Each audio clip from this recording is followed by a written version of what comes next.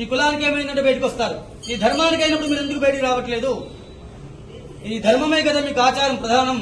మీ తాతలు ముత్తాతలు పెట్టిన ధర్మమే కదా ఇది. వాళ్ళు ఎంతమంది త్యాగ బలమో ఇలా మనం ఉన్నాం. ఒక్కసారి ఆలోచించండి భగవద్బంధువులారా. కులం గొప్పదా ధర్మం గొప్పదా అంటే ధర్మమే గొప్పది. మీరందరూ వచ్చారు కదా ఇక్కడికి. ఏ దేవాలయంలో కులం అడగరబ్బా, గోత్రమే అడుగుతారు. లోకా సమస్త సుఖినో భవంతు.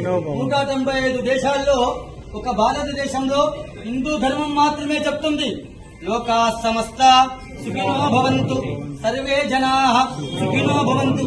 చెప్పే సనాతన ధర్మమే హిందూ మతం కాదు, ధర్మం. ఒక కమ్యూనిటీలో అందరూ ఇప్పుడు గేట్ల కమ్యూనిటీలో ఉంటున్నారు కదా, ఏర్పాటు చేసుకోండి మీటింగులు, సభలు ఏర్పాటు చేయండి.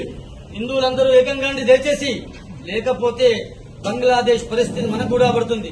పాకిస్తాన్ కథం, బంగ్లాదేశ్ కథం, శ్రీలంక కథం, ఆఫ్ఘనిస్తాన్ కథం. ఈ ఒక్క దేశం సమర్థమైన నాయకుడు ఉన్నాడు కాదు. సమర్థమైన నాయకుడు ఉన్నప్పుడే ఈ దేశం జోలికి ఎవరూ రారు. ఇది గుర్తుపెట్టుకోండి. అక్కడ ఇజ్రాయెల్ ఉంది, గుర్తుందా? చుట్టూ శత్రు దేశాలే. మనకు కూడా అలానే తయారే. భగవద్బంధువులారా, భావతరాల పిల్లల కోసం, చిన్న పిల్లల కోసం మనకేం కాదనుకోకండి. చాప కింద నీరులా పరమతం విస్తరిస్తుంది. చాప కింద నీరులా పరమతం విస్తరిస్తుంది. దయచేసి అర్థం చేసుకోండి. దారుణంగా చంపారు. చూశారో లేదా వీడియోలు? ఏమైనా రాక్షసులు ఎలా ఉంటారంటే ఇలానే ఉంటారు. మీరు చూశారు కదా. అందరూ సమానమే అనుకోకండి. హిందూ హిందూ బాయ్ బాయ్. మనం మెజార్టీగా ఉన్నంతసేపే మనకు బలం.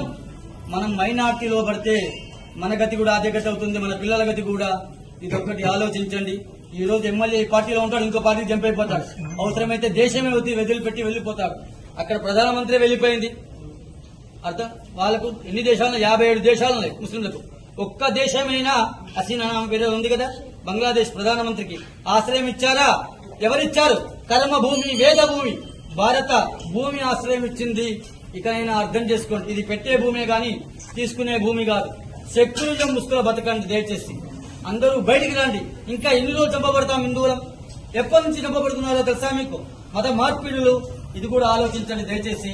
మీరందరూ ఏకంగా వస్తుందిగా ప్రార్థన. సర్వే జన. రేపు సాయంత్రం బంగ్లాదేశ్ హిందూ బంధువుల కోసం, అక్కడ చనిపోయిన వారి కోసం, అక్కడ అత్యాచారాలు చేయబడ్డ స్త్రీల కోసం భగవంతుని యొక్క అనుగ్రహం తీసుకొని రేపు సాయంత్రం మనందరం కూడా చిన్న ర్యాలీ తీద్దాం. ర్యాలీ అంటే శాంతిగా, ఎవరిని ఏమనొద్దు బిడ్డ. శాంతిగా హిందువులందరం ఏకమైతే ప్రపంచ దేశాలు భయపడతాయి. ఇది ఒక్కడే గుర్తుపెట్టుకోండి. ఆర్థిక వ్యవస్థ ఇక్కడే ఉంది. ఐఫోన్ నాకు అవసరం లేకున్నా నేను కొనుక్కుంటాను. అవసరమైందా? నాకు ఐఫోన్ అవసరం లేకున్నా నేను కొంటాను ఇక్కడ. అలాంటి ఆర్థిక వ్యవస్థ ఇక్కడ ఉంది. దీన్ని కాపాడే బాధ్యత అందరిపైన ఉంది. ఇది కర్మభూమి, వేద భూమి. ఇక్కడే వేదం పుట్టింది, కర్మ పుట్టింది. కర్మ భూమి కూడా ఇక్కడే. కంకర్ కంకర్ మే శంకరే హే. ప్రతి ఒక్క రాయిలో అణువులో ఈశ్వరుని చూస్తాం. మనం ఒక చిన్న అమ్మాయిని కుమారిగా పూజిస్తాం, బాలగా పూజిస్తాం, ముత్తేదు సువాసినిగా పూజిస్తాం. ఈ ధర్మంలోనే ఉంది. మీరు 10 మందికి చెప్పండి మన ధర్మం గురించి. మీరు 10 మందిని తయారు చేయండి దయచేసి. మీరందరూ హాస్టల్లో ఉండే పిల్లలందరూ కూడా రేపు సాయంత్రం 6 గంటలకి ఇక్కడ ఖచ్చితంగా అందరూ పాల్గొనాలి. మన యొక్క సంఘీభావం భగవంతుని యొక్క మన దేశం మీద అలాంటి ఉపద్రవాలు రావద్దని కోరుకుందాం. అలాంటి దుష్ట శక్తులని సంహరించే శక్తిని మన ఆర్మీకి, మన జవాన్లకి, మన ప్రభుత్వానికి ఇవ్వాలని కోరుకుందాం. అందరం ఏకమైందాం. భావితరాల పిల్లల కోసం మీరందరూ రావాల్సిందిగా ప్రార్థన. రేపు సాయంత్రం 6 గంటలకి మనమందరం కూడా దీపాలతో ర్యాలీ తీస్తున్నాం. భరత్ మాతా కీ జై, సనాతన ధర్మ కీ జై, జై శ్రీరామ్, హర హర మహాదేవ అనుకుంటూ ఇక్కడ నుంచి గాంధీ దగ్గరికి వెళ్లి ఆయన చిన్న వినయం వినిపించుకుందాం. వారే కదా శాంతి శాంతి అని చెప్పి పాకిస్తాన్ నుంచి ట్రైన్లో పంపించారు. వారికి చిన్న వినయం వినిపించుకొని ఇకనైనా ఈ శాంతి